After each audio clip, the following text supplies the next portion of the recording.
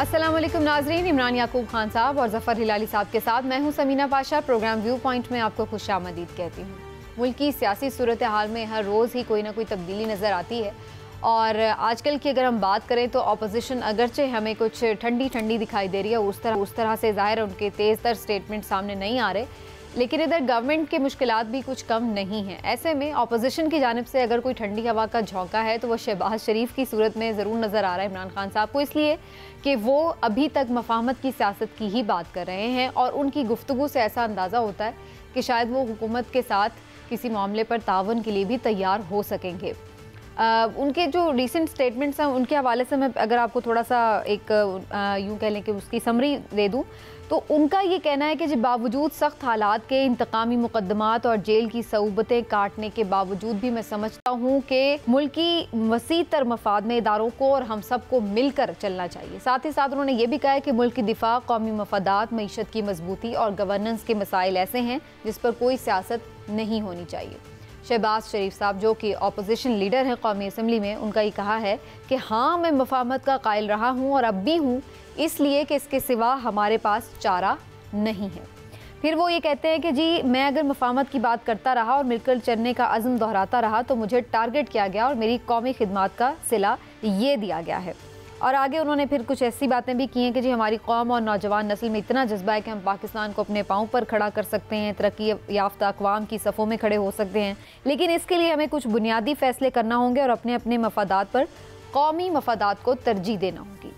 शहबाज शरीफ साहब की बातें बहुत अच्छी, खुशकुन हैं और कोई भी इनसे इनकार नहीं कर सकता, लेकिन सवाल वही है कि क्या अपोजिशन और हुकूमत मिलकर बाहिमी ताउन के साथ वाकई जो ज़रूरी फ़ैसले हैं वो कर पाएंगे या नहीं। शहबाज शरीफ साहब कहीं हाथी के दांत दिखाने के और खाने के और वाला सिलसिला तो नहीं हो जाएगा PMLN की जानिब से। इन सारे उमूर के हवाले से आज सबसे पहले गुफ्तगू करते हैं। और इमरान साहब, पहले आपकी तरफ आते हुए, शहबाज शरीफ साहब तो हमेशा ही मुफाहमत की बात करते रहे हैं, जेल से भी उनकी यही सदा आती थी, लेकिन इनकी आज जो गुफ्तगू मैं ये देख रही थी इसमें तो ऐसा तो नहीं है कि कोई स्टेट्समैन बन गए हैं और स्टिल वो ये सोचते हैं कि सिर्फ बाकी सारी सियासत बाद में होगी। बिस्मिल्लाहिर्रहमानिर्रहीम। समीना, बात ये है कि आपने अभी जितनी भी चीज़ें पढ़ी कि शहबाज शरीफ साहब ने ये कहा, आप इससे पहले याद कर लें ज़रा कि जब बतौर अपोजिशन लीडर उन्होंने कौमी असम्बली में पहला खिताब किया था तो उस वक्त भी उन्होंने कमो बेश इस तरह के ख्यालात का ही इजहार किया था और उन्होंने कहा था कि आए नफ़रतें बुला दें और आके मुआशी उस पर मिसाकी मीशत पे बात करते हैं, इकट्ठे मिल के बात करते हैं।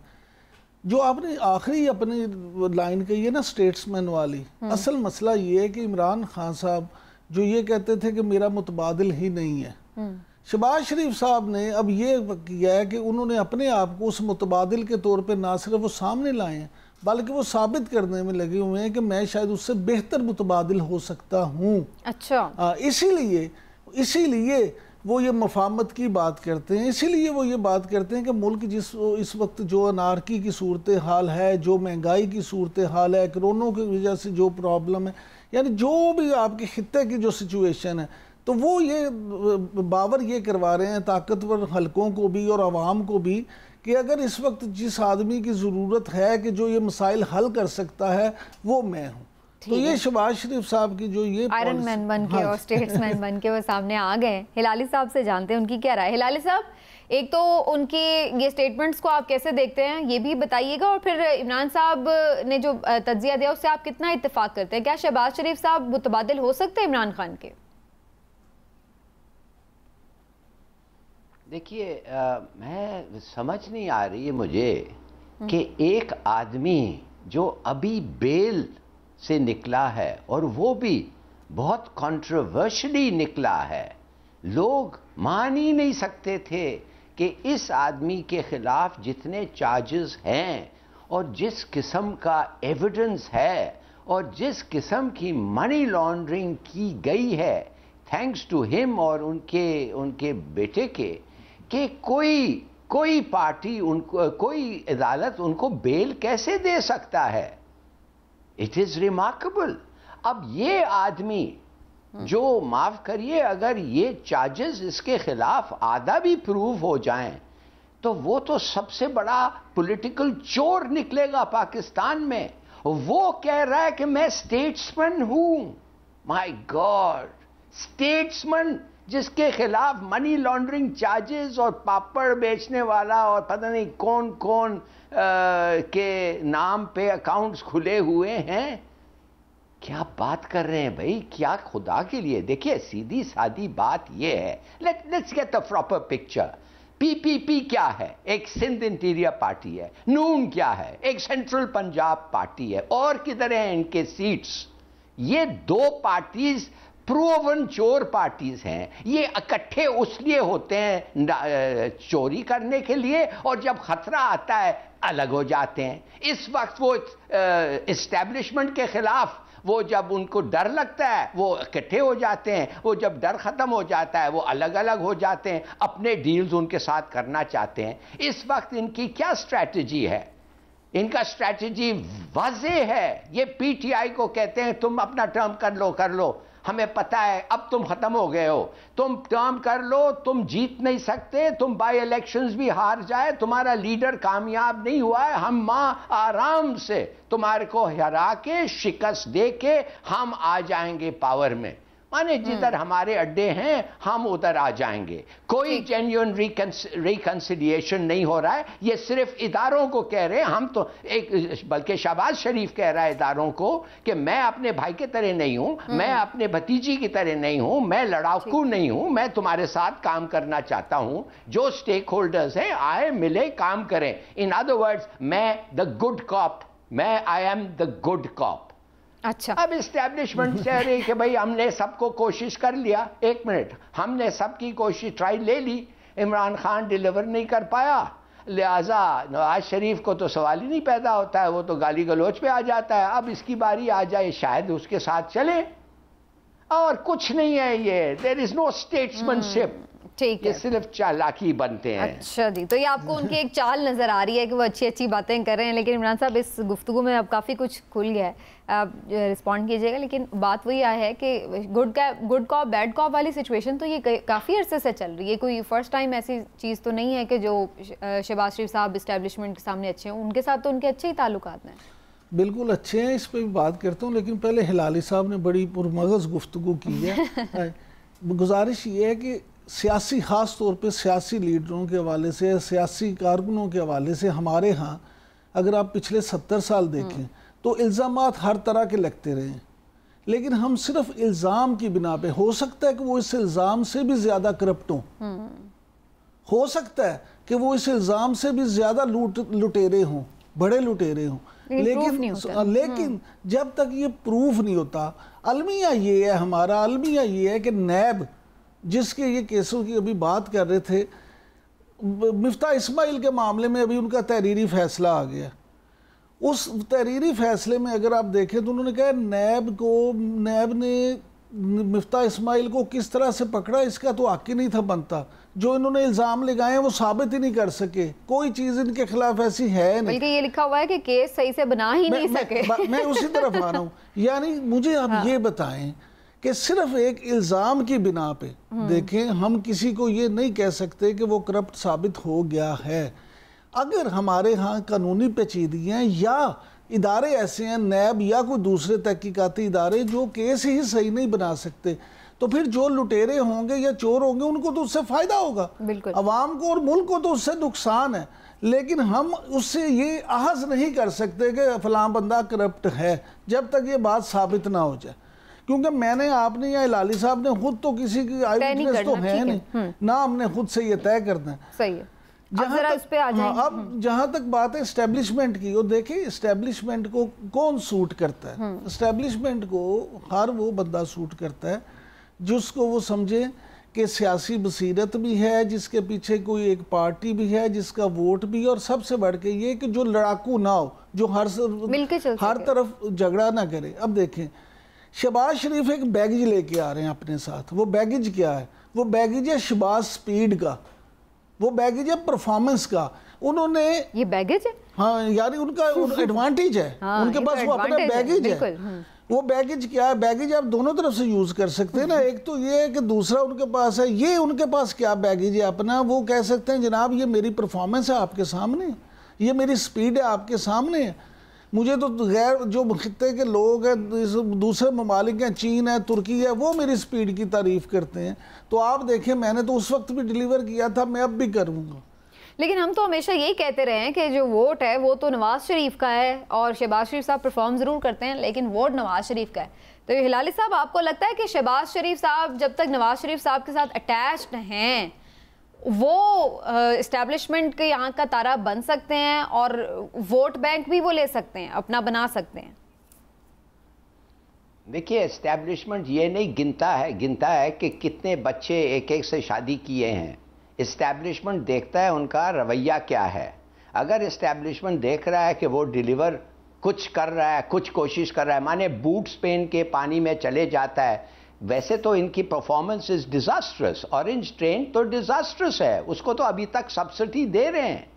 بھائی کمال ہے، اس کو تو 20 روپیہ لیتے ہیں پیسنجر سے اور 200 روپیہ لگتے ہیں پر پیسنجر، وہ باقی پیسے سبسڈائز ہوتا ہے.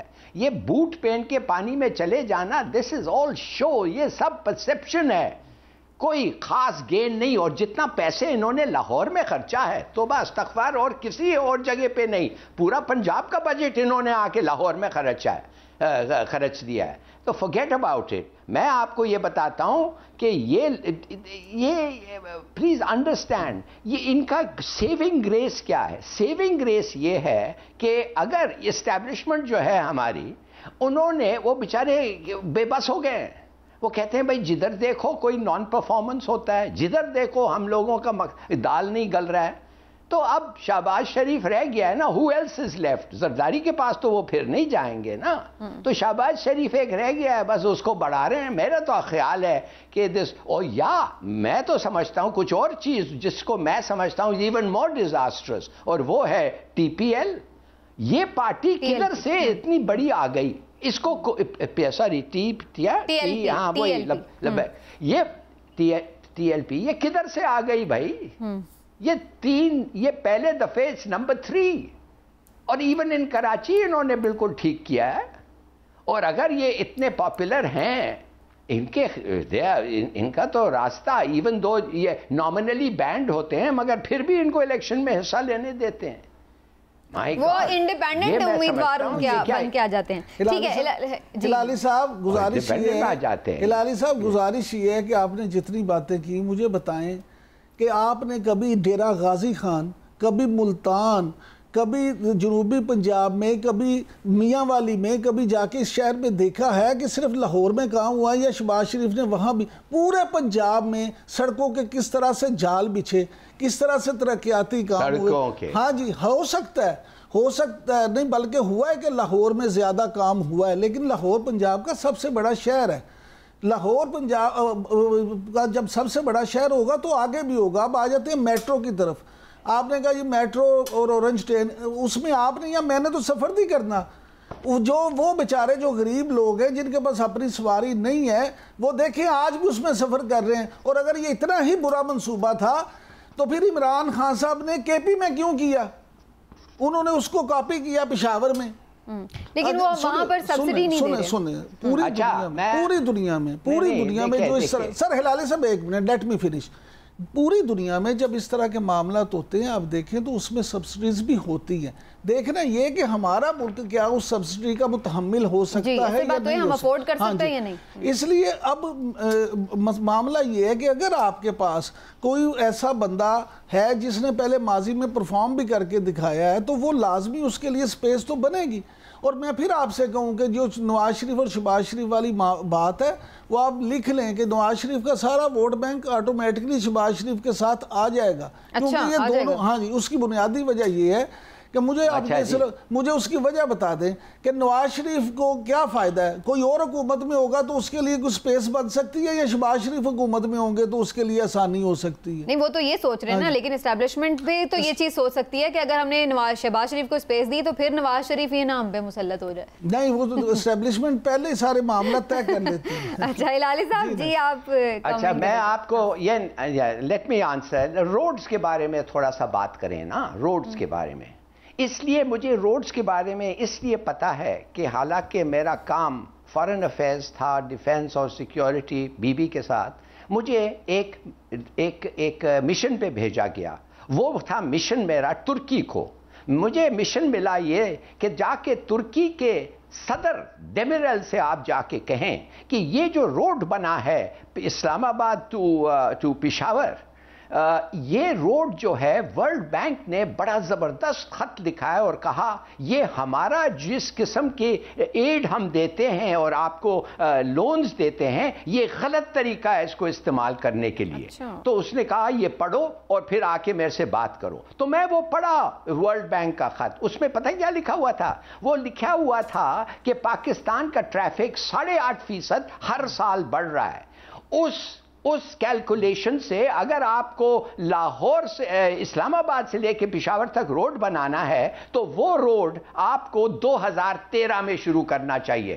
اس لیے کہ ڈیول جب یہ جو جی ٹی روڈ ہے اس کو جب آپ ڈیولائز کریں گے that is sufficient for traffic. تو تم لوگوں نے یہ $3 بلین جو ہم نے تمہیں دیا تھا انفراسٹرکچر کے لیے، ہم تمہیں سکولز اور ہاسپٹلز بنانے کے لیے ہم سوچتے تھے تم وہ کریں گے. تم نے جا کے یہ خامخواہ ایک روڈ بلایا جدھر کوئی ٹریفک ہوتا ہی نہیں ہے اور ضروری بھی نہیں ہے. ٹھیک ہے تو میں پرائرٹیز صحیح نہیں ہیں آپ میں نے کہا نہیں ویٹ اے منٹ. میں گیا اس کے پاس اور میں نے اس کو کہا اور شاہد حسن خان تھا میرا، اور یہ ایک جو ہمارا بعد میں فارن منسٹر بنا تھا انعام الحق، وہ تھا ادھر کا ایمبیسڈر ترکی کا، وہ بھی بیٹھا ہوا تھا. تو میں نے کہا یہ ہے میرا مینڈیٹ، آپ ہمارے دوست ہیں خدا کے لیے، یہ ترکی کمپنی کو آپ کو ملا ہے، یہ ٹرکش کمپنی کو ملے، ہم سائن کریں گے اگریمنٹ کہ اسی ٹرکش کمپنی کو ہم دیں گے بٹ ناٹ ناؤ. اس لیے ہمیں ہسپتال چاہیے، سکولز چاہیے، باتھ روم سکولز کے اندر چھت چاہیے. اور وہ اس نے کہا well mister ambassador business is business, 18 یا 20 ملین ڈالر کا تم فائن دے دو اور یہ کانٹریکٹ سے نکل جاؤ. چلیے بات وہی آ جاتی ہے نا ہلالی صاحب، کیا آپ اس چیز پہ اپنا پوائنٹ آف ویو رکھتے ہیں کہ پرائرٹی سیٹ نہیں ہے؟ یہ بالکل دو ڈیفرنٹ چیزیں ہیں. میں بات کر رہا تھا پنجاب دہی جو ان کا دیہات کے لیے پروگرام تھا روڈز کا، انہوں نے دیہات کو عام کاشتکار کو رسائی دینی تھی بڑی منڈیوں تک، بڑے روڈز تک. میں لاہور اسلام آباد، لاہور کراچی، لاہور پشاور کی تو بات ہی نہیں کر رہا. میں تو یہ بات کر رہا ہوں کہ جو چھوٹے شہروں میں جو انفراسٹرکچر انہوں نے بنایا جس سے کسان کو کتنا فائدہ ہوا. ٹھیک ہے، اب ڈیبیٹ جو ہے نا وہ شہباز شریف صاحب کی پرفارمنس کی طرف چلی گئی اوور آل، لیکن بہت ساری چیزیں ایسی ہیں جو آپٹکس میں بالکل لگتا ہے کہ ترقی ہے، چاہے ہم بجلی کے کارخانوں کی بات کریں، چاہے ہم روڈز کی بات کریں. لیکن اگین وہی بات آ جاتی ہے کہ ہر ایک اس کو ریلیٹیو دیکھتا ہے کہ کیا ایسا ہونا چاہیے تھا یا نہیں، اور ترقی کے بھی معیار پھر اسی حساب سے ہی طے کیے جاتے ہیں. بہرحال دیکھتے ہیں جی ملکی سیاست میں شہباز شریف صاحب کا کیا رول ہوتا ہے. ایک بریک لیتے ہیں ناظرین، بریک کے بعد واپس.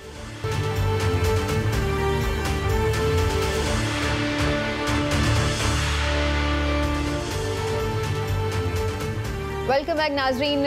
کورونا جو ہے وہ تیزی سے پھیل رہا ہے جیسا کہ آپ سب لوگ جانتے ہیں، اور حکومت بھی اس سلسلے میں روز کوئی نہ کوئی نئے میجرز کا اعلان کرتی ہے، اور اس سلسلے میں اب کی بار بھی یہ بات کی جا رہی ہے کہ مزید جو سختیاں وہ کی جائیں گی اور ایس او پیز پر عمل درآمد کو ہر ممکن طور پر یقینی بنایا جائے گا. اس کے ساتھ ساتھ جو کاروباری مراکز ہیں ان کی بندش کے حوالے سے اور جو دیگر معاملات زندگی ان کی بندش کے حوالے سے بھی کچھ سختیاں اور رد و بدل ٹائمنگز اور شیڈیولز کے کیے جاتے ہیں. تو کیا عید تک مکمل لاک ڈاؤن ہو سکتا ہے یا نہیں ہو سکتا، اور کرنا چاہیے نہیں کرنا چاہیے، یا پھر اس طریقے سے چلنا زیادہ مناسب ہے کہ سخت رکھیں پلانز اور لیکن اس طرح سے کھلی چھٹی نہ ملے؟ کچھ اس حوالے سے بھی گفتگو ہو جائے. اور پہلے ظفر ہلالی صاحب کی طرف جاتے ہوئے، صاحب کیا لگتا ہے ہلالی صاحب آپ کو یہ طریقہ بنا رہے ہیں سیٹرڈے سنڈے بند کر دیا، ٹوٹل لاک ڈاؤن ہے، لیکن باقی دنوں میں جو ہے وہ کھلا ہوا ہے بازار لیکن کم ٹائم تک ہے، اس طرح سے مینج ہو سکتی ہیں چیزیں آپ کے خیال سے؟ ٹھیک ہے یہ دیکھیے تھوڑا سا سمجھیے آپ، ہمارے پاس ایک مثال ہے. جب ہمارے پاس ویکسینز نہیں ہے نا، ہمارے پاس ویکسینز تو نہیں ہے، 1% پاکستان ویکسینیٹ ہوا ہے، وی ہیو نتھنگ. اور جب ویکسین نہیں ہے آپ کے پاس تو آپ کے پاس پھر کیا ہے جو وائرس کو بریک کر، جو چین وائرس کا بریک کر سکتا ہے؟ ایک ہی چیز ہے آپ کے پاس، SOPs. اس پہ عمل کریں. کون سا ملک ہے جو SOPs کے تحت، ناٹ تھرو ویکسین، جو ان کے ٹرانسمیشن بند کیا، ختم، اور ویکسین اور بغیر ویکسین کو وائرس کو ایلیمینیٹ کیا. چائنا سوچئے بغیر ویکسین، اور وہ 3 ملک ہیں، ایک ہے چین، دوسرا ہے نیوزی لینڈ اور تیسرا ہے سنگاپور. یہ 3 ملک ہیں. سیکھیے ان سے جا کے کیا کیا انہوں نے بروٹل لاک ڈاؤنز، وہ لاک ڈاؤنز جو میں شروع میں کہتا تھا، خدا کے لیے سیکھو ان سے. بروٹل لاک ڈاؤنز، کرفیو، کوئی باہر نہیں نکل سکتا. ہاں ساتھ انہوں نے ریلیف دیا. اور آپ کو تیار ہوں، اگر آپ پیسے خرچیں گے اپنے لوگوں پہ، ان کو کھلائیں گے، ان کو گھر میں رکھیں گے، ان کی پریشانی کم کریں گے، امیر لوگوں سے پیسے لیں گے، یہ لوگ جو ٹیکس نہیں دیتے اور ٹیکس چور ہیں ان سے پیسے لیں گے، یہ جو لوگ ایگریکلچرل ٹیکس جو چھوٹ ہے پاکستان میں اور کوئی اور ملک میں نہیں ہے، یہ پاگل پن جو ہے، اگر یہ آپ ختم کریں گے تو ان کے بینک لون کم ہوں گے، ان کے بجلی کو بل کو سبسڈائز کریں، ان کے اسکول فیس کو سبسڈائز کریں، ان کے رینٹس کو سبسڈائز کریں، خرچے اپنے لوگوں پہ، اور یو ول، وہ بھی ان کو بھی آج بھی آپ اسی اس پہ ہیں کہ کمپلیٹ لاک ڈاؤن ہی اس کا ہے حل. ٹھیک ہے، لیکن اگین عمران صاحب اس میں بہت ساری باتیں ہیں. اگین وہی بات ہے جن ممالک کی ہلالی صاحب مثال دے رہے ہیں. اب نیوزی لینڈ کا ویسے ہی ایک تھوڑی آبادی ہے، اس کو کنٹین کرنا آسان ہے. چائنا ہے، ان کی معیشت تگڑی ہے، انہوں نے سنبھال لیا. ہمارے ہاں بہت مسائل ہیں، آبادی زیادہ ہے، اس طرح سے نہیں. اور ٹیکس کی جو بات ہے وہ تو اگین وہی بات ہے کہ پہلے ٹیکس ریفارمز اور کلیکٹ کرنے کے چکر میں لگ جائیں گے تو کوئی لاک ڈاؤن پھر لگاتے سالوں سال لگ جائیں گے. بالکل آپ نے ٹھیک ہے. ٹیکس تو یہاں آپ کو پتہ ہدف ہی پورے نہیں ہوتے تو کہاں سے یہ لگائیں گے. پرابلم یہ ہے کہ ایک چیز کو سمجھ لیں آپ، جب تھوڑی سی یہ سختی ہوئی ہے تو تھوڑا سا سانس آیا کہ تعداد چلے کم نہیں ہوئی تو، لیکن وہاں آپ کو ایک ٹھہراؤ نظر آ گیا، رک گئی. لیکن یہ حل نہیں ہے. اور اب دیکھیں سندھ میں تو جو ان کی صوبائی وزیر صحت ہیں عذرا پچیہو، انہوں نے تو یہ بھی کہہ دیا ہے کہ جو 2 نئی وہاں پہ آ گئی ہیں، ایک برازیلین اور دوسرے جنوبی افریقہ کی، وہ تو اتنی خطرناک ہیں کہ عذرا کے مطابق شاید اس پہ ویکسین بھی اثر نہیں کرتی یا کم اثر کرتی ہے. جب یہ حالات ہوں گے، خاص طور پہ کراچی جیسے شہر میں جو کہ اس ملک کا سب سے بڑا شہر ہے، اور پھر وہاں سے یہ پھیلے گا. اس لیے اس میں آپ کو کم از کم، اگر آپ بالکل، پہلی بات تو یہ کہ لاک ڈاؤن ہونا چاہیے. اور انہوں نے جو عید پہ پروگرام بنایا کہ یہ چھٹیاں دے رہے ہیں، وہ ملا کے کوئی 10 کے قریب چھٹیاں بن جاتی ہیں. اگر ان 10 دنوں میں بھی یہ واقعی عمل کروا لیں تو اس سے بھی اب مجھے لاک ڈاؤن بن جائے گا اور اس سے فائدہ ہوگا. لیکن اگر انہوں نے یہ سختی بھی جو کی ہے، میں سمجھتا ہوں سختی کو مزید سخت کریں، اور جو سمارٹ لاک ڈاؤن پہ ہے اس پہ بھی اگر پوری طرح سے عمل ہو تو اس کا کچھ نہ کچھ فائدہ ضرور ہوگا. آپ کو یہ اسٹریٹجی بہتر لگ رہی ہے کہ جو لاسٹ ویکینڈز ہیں ہمارے، سیٹرڈے سنڈے وہ آف کر دیے، بالکل بند ہیں؟ لیکن سر وہ تاجر بھی تو رو رہا ہے نا، وہ کہہ رہا ہے کہ میں کہاں جاؤں، میرا تو یہی سیزن تھا. اسٹریٹجی مجھے بہتر نہیں لگ رہی. میں یہ کہہ رہا ہوں اب دیکھیں کوئی نہ کوئی حل تو کرنا ہے نا. جب وزیر اعظم بھی کہتے ہیں یہ بھوکے مر جائیں گے اور واقعی یہاں ان کے پاس، لوگوں کے پاس کھانے کے لیے نہیں ہے. اب یہ دیکھیے یا تو یہ رمضان میں شروع میں پہلے رمضان سے 15 تک لاک ڈاؤن لگا دیتے. بہت سارے لوگ ہیں جنہوں نے اپنے سارے پورے سال کی کمائی عید پہ کرنا ہوتی ہے. اب ایشو یہ ہے کہ انہوں نے 2 دن جو بند کیا ہے تو باقی دنوں میں رش کیا کم ہو جاتا ہے، رش نہیں ہوتا یا چپ. یہ ایک یوز ٹو ہونے میں عوام کو بھی ایک ٹائم لگے گا. لیکن میں سمجھتا ہوں سب سے زیادہ اس پہ ذمہ داری عوام پہ ہے. خدا کا واسطہ ماسک ضرور پہنیں. اب دیکھیں ماسک کے بغیر جب لاک ڈاؤن لگائیں نہ لگائیں، جو مرضی کرے، اگر ماسک ہی نہیں پہنیں گے تو اس کا بھی وہ اثر نہیں ہے. ماسک ضرور پہنیں، ماسک پہنیں گے تو اس سے بھی بڑا فائدہ ہے. بالکل. ہلالی صاحب، عمران صاحب کہہ رہے ہیں کہ جب 10 چھٹیاں ہوں گی تو آٹومیٹکلی ایک لاک ڈاؤن ہی کی کیفیت ہوگی، تو آپ سمجھتے ہیں کہ وہ پھر بات بن سکتی ہے؟ دیکھیے یہ سب بیکار ہیں کہنا خدا کے لیے ماسک پہنو ماسک پہنو، نہیں پہنتے ہیں. اور جب وہ جو آدمی نہیں پہنتا ہے اگر اس پہ ہی اثر آتا تو ٹھیک تھا، وہ خود بھگت رہا ہے. مگر it's not like that. اگر وہ ماسک نہیں پہنے گا تو جو دوسرا آدمی جو ہر وقت ماسک پہنتا ہے مگر اس لیے کہ یہ نہیں پہنتا ہے، وہ اس کو بھی انفیکشن آ جائے گی. بھئی ماسک ایک آدمی پہننے سے تو نہیں بچتا نا، 2 آدمیوں سے پہننا چاہیے پھر بچے گا. مگر اگر لیکس ہے تو وہ نہیں پہنتے، پھر یہ سپریڈ ہوتا ہے. پھر وہ گھر آتے ہیں اور فیملی والے اگر بھی وہ ماسک پہن کے باہر جاتے ہیں، یہ ماسک نہیں پہنتا ہے، یہ انفیکشن کرے گا. You can't do it. ایک ہی طریقہ ہے، چین سے سیکھو. آپ کہہ رہے ہیں وہ بڑا تگڑا اکانومی، پتہ نہیں عمران خان کہتا ہے سب بھوکے مر جائیں گے. کیا آپ کے پاس، آپ یہ سمجھتے ہیں کہ آپ کے غریب کے پاس 1-2 میل دن میں کھانے کے لیے آپ نہیں سیو کر سکتے؟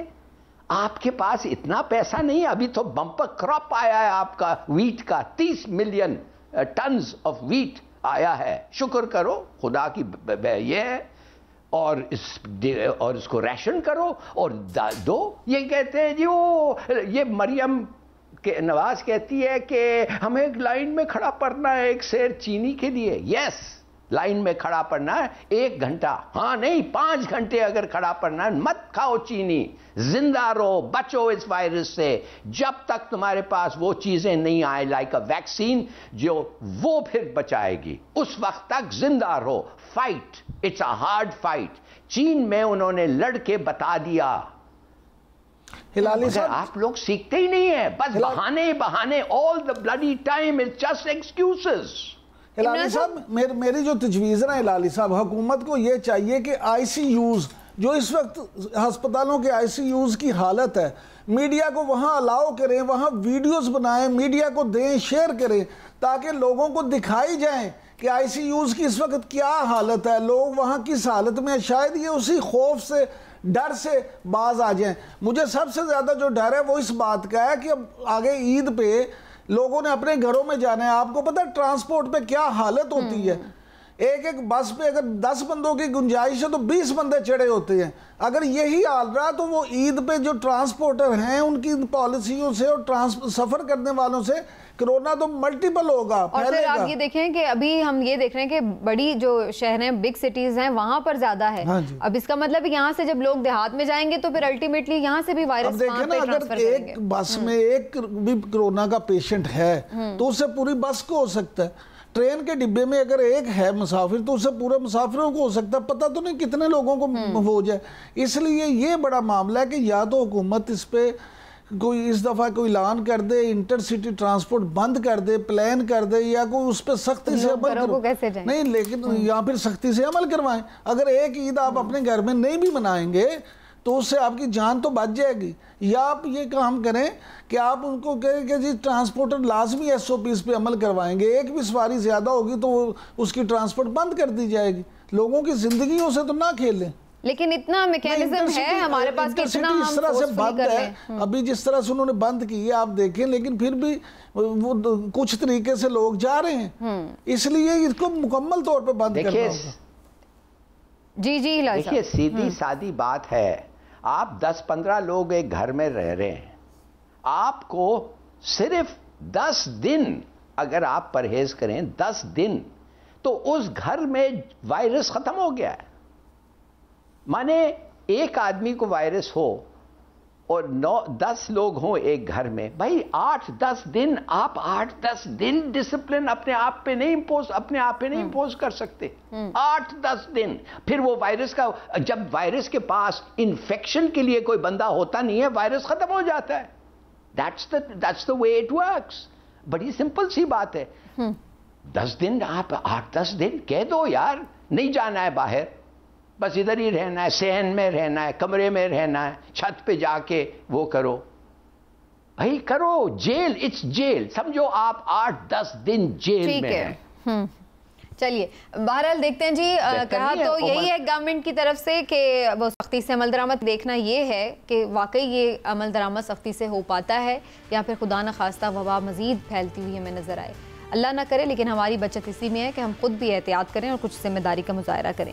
ایک بریک لیتے ناظرین، واپس آتے ہیں تو کچھ بات کرتے ہیں اس امدادی پیکج کی جو کہ امریکی سینیٹرز کی جانب سے پاکستان اور افغانستان کے لیے متعارف کرایا گیا ہے. یہ کتنا ہمارے لیے کارگر ثابت ہو سکتا ہے، بات ہوگی ایک بریک کے بعد. ہمارے ساتھ رہیے.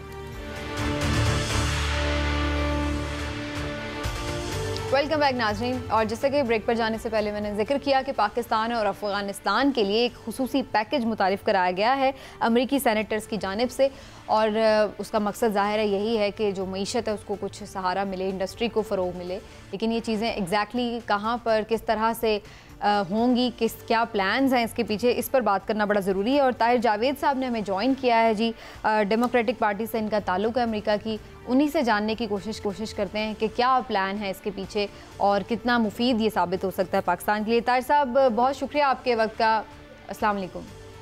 جی جی طاہر صاحب پہلے تو کچھ اس پیکج سے متعلق بتائیے, کیا ہے یہ, کتنا بڑا اس کا اماؤنٹ ہے, کس طرح سے یہ ملے گا اور کیا فوکس ہے اس پیکج کے پیچھے؟ دیکھیں جی, یہ ایک ROZ جو بل ہے, اس کے اوپر یہ کچھ عرصہ پہلے بھی ایک دفعہ اس کی اٹیمپٹ کیا گیا تھا, لیکن آبویسلی اس وقت اتنی زیادہ فیور میں نہیں تھی چیزیں.